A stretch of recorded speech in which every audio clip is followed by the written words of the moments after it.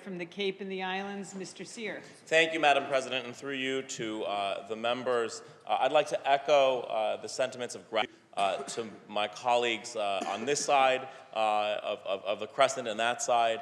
Thank you to the gentlelady from Salem, the gentleman from New Bedford for his leadership on this, and the minority leader, and to all the members of the minority party for the really thoughtful conversations today and always.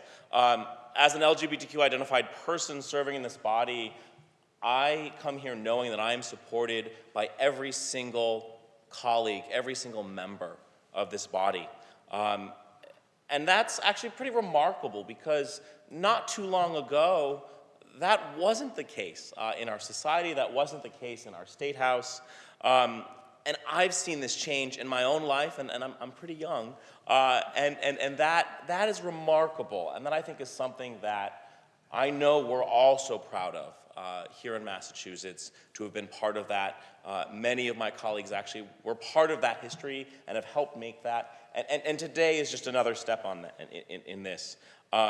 You know, still, this is a practice, conversion therapy, as the gentleman from New Bedford said, that has harmed many people. It has harmed people that I know, that I love, and I suspect it's harmed people in each of our lives as well. This bill is long overdue. I'm glad that we're taking it up so early. I appreciate the Senate President for her leadership in making sure that we do this. And I'll also note that, you know, this is the first bill that we're taking up this session that supports the LGBTQ community and concerns that this specific community has, this vulnerable community has. But I really hope and I actually know that this won't be the last. We have a lot of work to do in this building. Just today, the chair of the Joint Committee of Transportation held a hearing looking at how do we make sure that we're inclusive of all genders in our public documents. We have work to do on supporting LGBTQ families.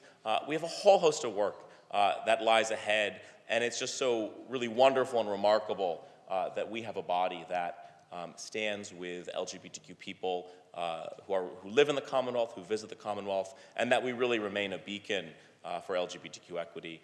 So I'm excited to vote on this bill and thank all of my colleagues for the thoughtful conversation and support. Thank you. Turning to our amendments, amendment number 1, which has been redrafted, filed by the senator from Cape and the Islands, Mr. Cyr. The clerk shall read a copy of the amendment. Amendment number 1 by Mr. Cyr, technical amendment. The senator from Cape and the Islands, Mr. Cyr. So this amendment just simply clarifies the definition of gender identity. Gender identity is already defined elsewhere in statute.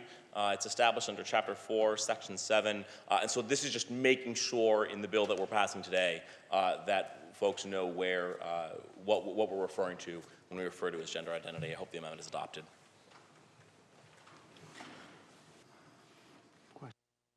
On adoption of the amendment, all those in favor say aye. Opposed, no. The ayes have it, and the amendment is adopted.